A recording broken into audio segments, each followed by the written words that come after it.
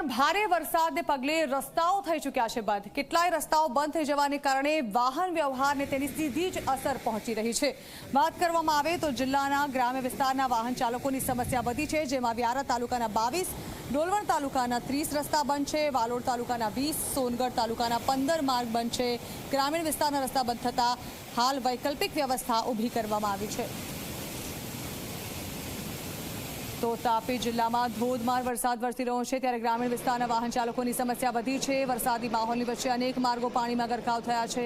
વ્યારા તાલુકાના 22, ડોલવણ તાલુકાના 30 માર્ગ બંધ છે, તો સોનગઢ તાલુકાના 15 માર્ગ બંધ છે।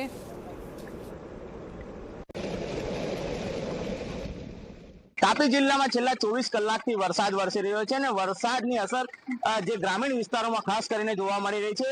આ તમને સીધા દ્રશ્ય બતાવવા માંગીશ કે લખાલીથી આ જોડતો આ લો લેવલ પુલ છે તે હાલ પાણીમાં ગરકાવ થઈ ગયો છે। તાપી જિલ્લામાં કુલ 87 રસ્તાઓ હાલ બંધ થઈ ગયા છે। રસ્તાઓ બંધ થવાના કારણે લોકો અટવાઈ રહ્યા છે। તમે સીધા દ્રશ્યો સામે જોઈ શકો છો કે પાણી ફરી વળ્યાની સાથે લોકો પોતાના ઘર તરફ જઈ શકતા નથી। ત્યારે હાલ આપણી સાથે અહીંના સ્થાનિક છે તેમની સાથે સીધા વાત કરવાનો પ્રયત્ન કરીશું। નિલેશભાઈ, આ રસ્તો બંધ થઈ ગયો, કયા પ્રકારની તકલીફ પડી રહી છે? હાલમાં અહીંયા લખાલી ગામે પ્રાથમિક આરોગ્ય કેન્દ્ર અને ઉચ્ચતર માધ્યમિક શાળા આવેલ હોય અને અહીંના આ લખાલી રાણિયામાં રોડ ઉપર 11 થી 12 ગામો આવેલ છે અને એમાં 7 જેટલા ગામો સંપર્ક વિહોણા બનેલ છે। કેટલી તકલીફ પડી રહી છે? અમે ઘણા વર્ષોથી સરકારમાં રજૂઆતો કરી છે।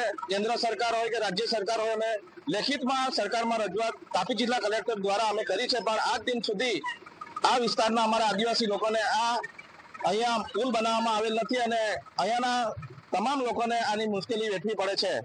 કેટલા ગામના લોકો સંપર્ક વિહોણા થયા છે? 7 જેટલા ગામોના લોકો સંપર્ક વિહોણા બન્યા છે અને ભૂતકાળમાં આ લો કોઝવે પરથી 4 થી 5 જેટલા લોકો મૃત્યુ પણ પામેલ છે। આ હતા અહીંના લોકો, સ્થાનિક છે તે જણાવી રહ્યા છે કે વારંવાર અહીંયા રજૂઆત કરવા છતાં આ પુલ ઊંચો નથી કરવામાં આવ્યો। ચોમાસામાં ઘણી તકલીફ પડે છે અને લોકોએ અવર જવર માટે ભારે મુશ્કેલીનો સામનો કરવો પડી રહ્યો છે। નરેન્દ્ર ભુવેચિત્રા, જી મીડિયા, તાપી।